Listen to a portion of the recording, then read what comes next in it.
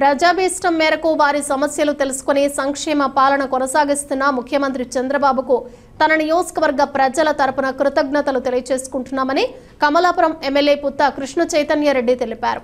కమలాపురం మండలం దేవరాజుపల్లెలో గ్రామ సభ నిర్వహించారు. తొలుత మాజీ ఎమ్మెల్సీ పుత్త నరసింహారెడ్డి, ఎమ్మెల్యే పుత్త కృష్ణ చైతన్య రెడ్డిలు ప్రజల సమస్యలను ఆలకించారు. అందరికీ నమస్కారం. ఈరోజు గ్రామ సభలు రాష్ట్ర వ్యాప్తంగా ఒకే రోజు 13,000 చిల్లర గ్రామాల్లో గ్రామ సభలు నిర్వహిస్తున్నారు.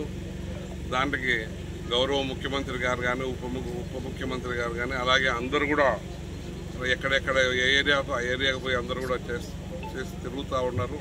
వాళ్ళు పోయి గ్రామాలు పోయి పర్యటించి గ్రామాల్లో ఇప్పుడు చెప్పినారు మన వాళ్ళ అధికారులు అందరూ కూడా ఏమేం కావాలా చేయాలనే దాని మీద ఒక రూట్ మ్యాప్ తీసుకొని ఆ రూట్ మ్యాప్ ప్రకారం అన్నీ కూడా చేస్తారు.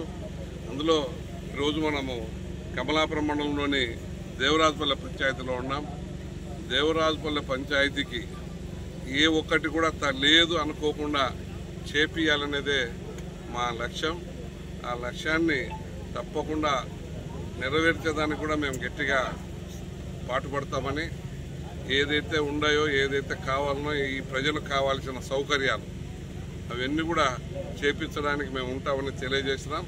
వాళ్ళు కూడా మా వాళ్ళందరూ కూడా ఎప్పుడు కూడా మాతోనే ఉన్నారు. 2 పక్కల 3 పక్కల లేరు, ఒకే పక్క ఉన్నారు. మేము రాజకీయాల నుంచి వచ్చిన నుంచి ఒకే పక్క ఉన్నారు. వాళ్ళందరికీ కూడా మా ధన్యవాదాలు. ఇక్కడ ఎలక్షన్లలో ఎప్పుడు కూడా పంచాయతీ ఎలక్షన్లు కానీ ఎంపీటీసీ ఎలక్షన్లు కానీ పోటీలు ఉండవు. పోటీ లేకుండా ఎవరికైనా రాజీగానే ఇస్తూ ఉంటారు, పోటీ పెట్టరు.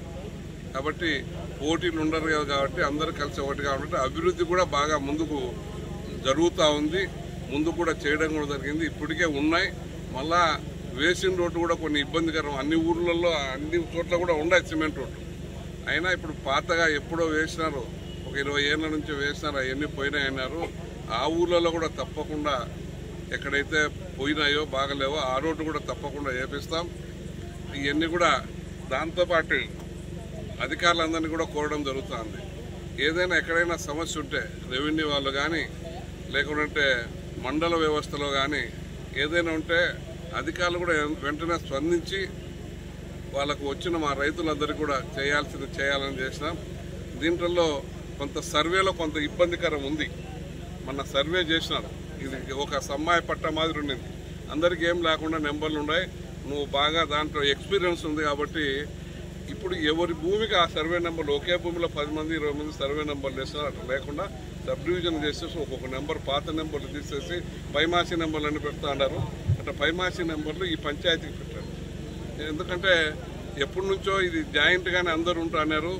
12 సంవత్సరాలకు ఒకసారి ఈ భూమి చేసినాడు, మళ్ళీ 48 సంవత్సరాలకు వస్తా అన్నారు. ఈ ఊర్లో ఈ భూమి ఇక్కడ 12 సంవత్సరాలు చేస్తే మళ్ళీ ఈ తిరిగి రావాలంటే 45 సంవత్సరాలకు మళ్ళీ ఈ భూమికి వస్తా అన్నాడు.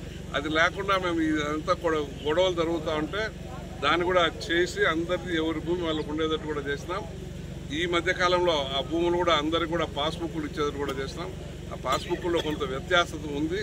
ఆ వ్యత్యాసం లేకుండా ఎవరి భూమి ఉందో ఆ భూమి కొలిపించేసి వాళ్ళందరూ కూడా మీరు ఇప్పించేసేయండి. ఎందుకంటే మీకు దాని మీద ఎక్కువ అనుభవం ఉంది కాబట్టి కరెక్ట్గా అందరికి కూడా వాళ్ళందరినీ కూడా రైతులు పిలిచి ఇక్కడ ఎవరికి భూమిలో ఏ గట్టుకాడుకుంటే ఆ గట్టుకాడికి సర్వే నెంబర్లు అది నీది ఇది ఏం లేదు, గట్టు ఎంత ఉందో అంతే, ఇంకా వేరే ఆ పక్క ఈ పక్క అనేది కూడా ఎక్కడ లేదు.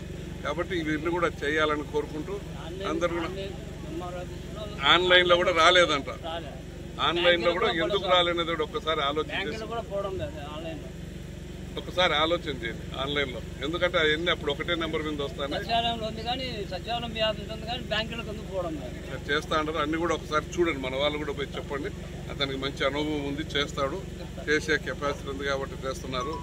ఈ పంచాయతీ బిల్లులు కూడా ఎండిఓ గారు పంచాయతీ బిల్లులు కూడా చాలా మంది గతంలో రోడ్లు చేసి డబ్బులు ఇలా పంచాయతీ బోర్డు ప్రెసిడెంట్ వాళ్ళ కాడ కూడా ఇప్పుడు డబ్బులు వచ్చినాయి 15th ఫైనాన్స్లో.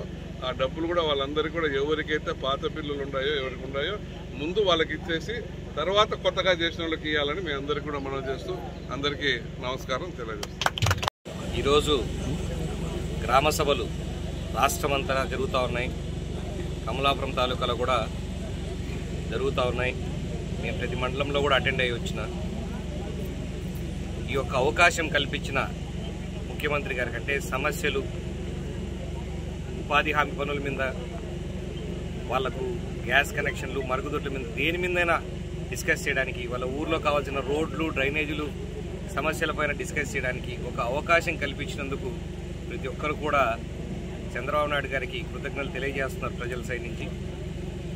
దీనికి ముఖ్య కారణం ఏంటి అని అంటే, ఇంతకుముందు మంగళవారం మాటలు చెప్తా ఉన్నారు, అవన్నీ పని చేయలేక చెప్పిన మాటలే.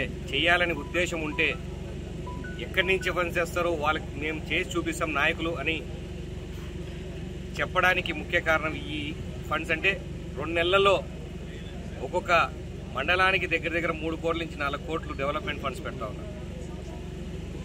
ప్రతి పంచాయతీలో ఫండ్స్ పెడుతున్నారు. దీంతో పాటు అదనంగా గత 5 ఏళ్ల నుంచి సర్పంచ్ అకౌంట్లకు పంచాయతీ అకౌంట్స్కి పంచాయతీ ఫండ్స్ రాకుండా ఉన్నాయి.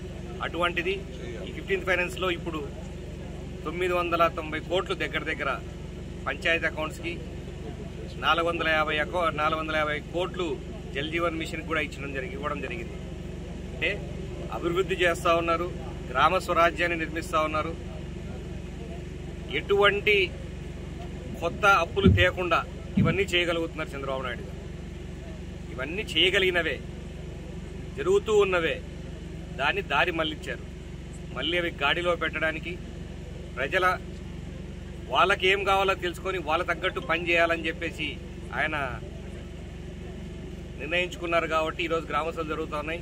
ప్రతి ఒక్కరి సలహాలు, ఊర్లకు కావాల్సిన డెవలప్మెంట్, వాళ్ళ ఊర్లో ఏమేం కావాలన్న సలహాలు, అలాగే వాళ్ళకి ఏమైనా సమస్యలు ఉంటే ఆ సమస్యలన్నీ కూడా తెలుసుకోవడం జరుగుతూ ఉంది.